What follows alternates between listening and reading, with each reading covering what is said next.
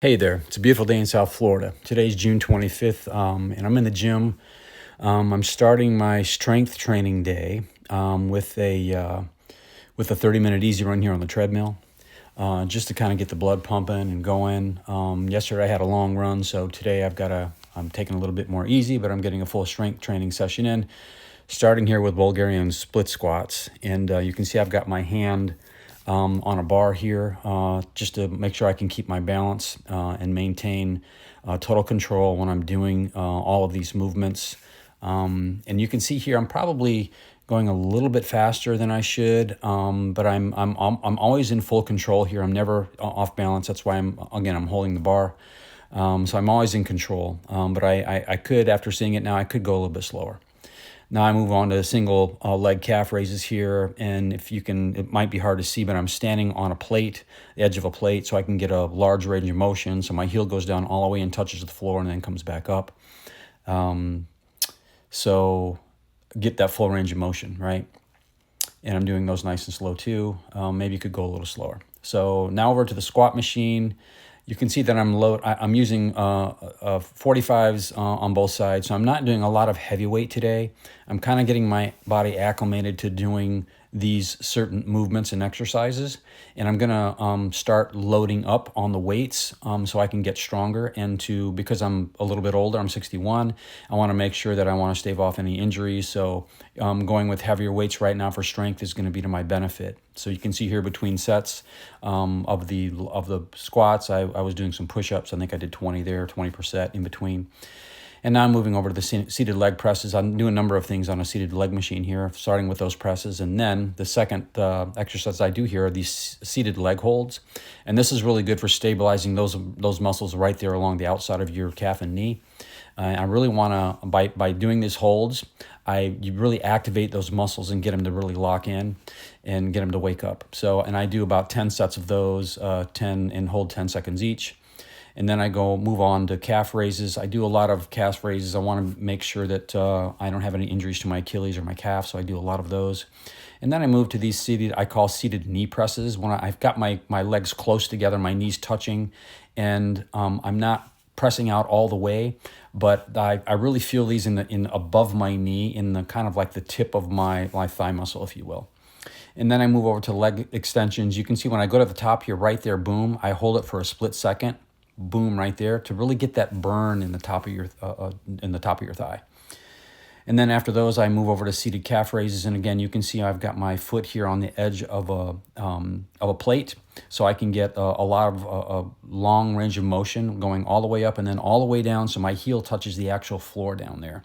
So a little bit past the height of the plate. So again, full range of motion, get that kind of deep stretch, right?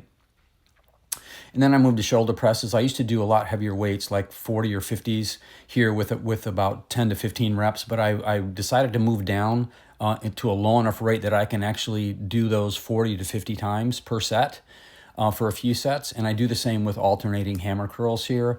As a runner, one of the areas that gets most tired on mine that I actually I can notice fast are the backs of my shoulders. So shoulders and arms are real important.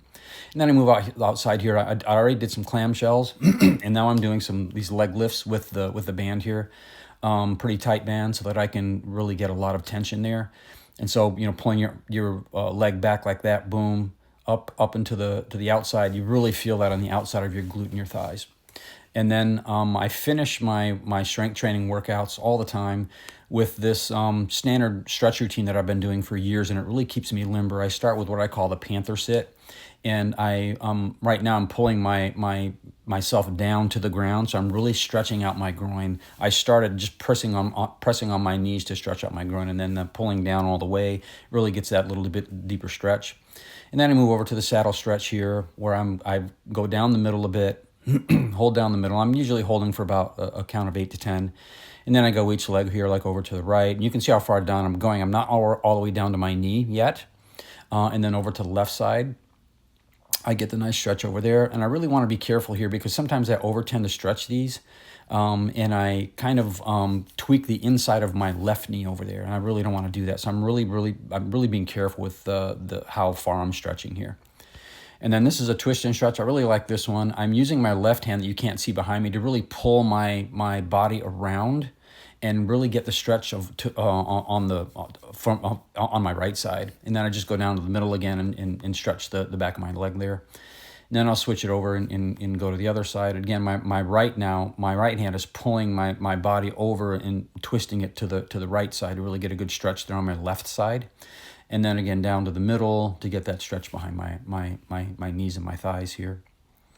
And now I really like this one. I call this the hamstring glute pull. So you can see that I'm not like pulling on my ankle to kind of tweak my knee over.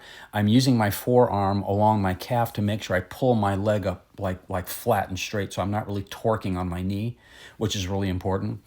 And when I'm pulling this stretch, you really feel this in the glute under in your hamstring there underneath.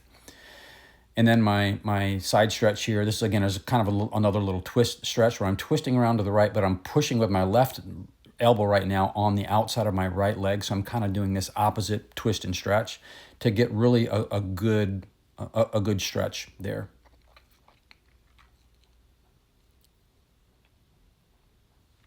And now, oh yes, the half hurdler stretch. This is where I've been one leg behind you, and then when I'm stretching here, I'm not twisting. You would think you would really twist opposite of the direction of the leg that's bent behind you, but I actually kind of turn into it. So I'm kind of pressing down right there on the top of my thigh and turning my torso into my thigh. So I actually get a really deep stretch that way. And then I'm just doing the same thing here. You can see I've got my left shoulder pulled back, but I'm actually kind of pushing down on the top of my left leg right there to really feel that stretch on top. And then to kind of finish up my routine, I go back to the panther sit, and you can see that I'm pulling myself down here. And you can see the second time around here, I can go a lot more lower. And then same with the straddle stretch here. I can go kind of a lot deeper, at least a few inches more deeper than in the stretch than I was the first time around. You can see here as I can actually get down to my knee pretty easy with my forehead, so it's a lot easier. And I'll do the same on the left side. Okay, and then I'm going to finish. By doing. I'm going to stand up and just kind of stretch down to the floor, kind of do like I call it kind of like a toe tap. You can see I've got a much deeper stretch there now the second time around into the saddle stretch down the middle too. And here we go. I'm going to stand up and I'm going to finish right here with a toe tapper. And that's it. I hope you like this.